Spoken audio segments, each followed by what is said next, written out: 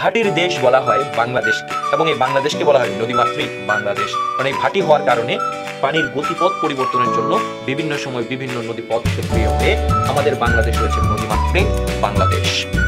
সোনালী আঁশের দেশ বলা হয় বাংলাদেশকে। সোনালী আঁশ বলতে এখানে মূলত পাটের দেশ বুঝিয়েছে, কারণ বাংলাদেশ সব থেকে বেশি পাট রপ্তানি করে। মসজিদের শহর বলা হয় ঢাকাকে। ঢাকার মতো এত মসজিদ পৃথিবীর আর কোথাও নেই। রিকশার নগরীও বলা হয় ঢাকাকে। 360 আউলিয়ার দেশ বলা হয় সিলেটকে। বাংলাদেশের বাণিজ্যিক রাজধানী 1 নম্বর লেকচারে ব্যাখ্যা দিয়েছিলাম, চট্টগ্রামকে বলা হয়। বাংলাদেশের প্রবেশদ্বার বলা হয় চট্টগ্রাম বন্দরকে। বাংলাদেশের প্রথম সমুদ্র বন্দর হচ্ছে চট্টগ্রাম বন্দর। উত্তরবঙ্গের প্রবেশদ্বার বলা হয় বগুড়া জেলাকে, কারণ উত্তরবঙ্গ প্রবেশ করতে হলে বগুড়া জেলার ভিতর দিয়ে যেতে হয়, তাই উত্তরবঙ্গের প্রবেশদ্বার বলা হয় বগুড়া জেলাকে। পশ্চিমা বাহিনীর নদী বলা হয় কাকে? ডাকাতিয়া বিলকে। বাংলার শস্য ভান্ডার বলা হয় বরিশাল। এই বরিশালকে ভেনিস শহরের সাথে তুলনা করেছিলেন কাজী নজরুল ইসলাম। হিমালয়ের কন্যা বলা হয় পঞ্চগড় জেলাকে। সাগর দ্বীপ বলা হয় ভোলাকে, কারণ ভোলা হচ্ছে এক দ্বীপ এক জেলা সাগরের দ্বীপের মধ্যে। কুমিল্লার দক্ষিণা হবে কুমিল্লার দুঃখ বলা হয় গোমতী নদীকে।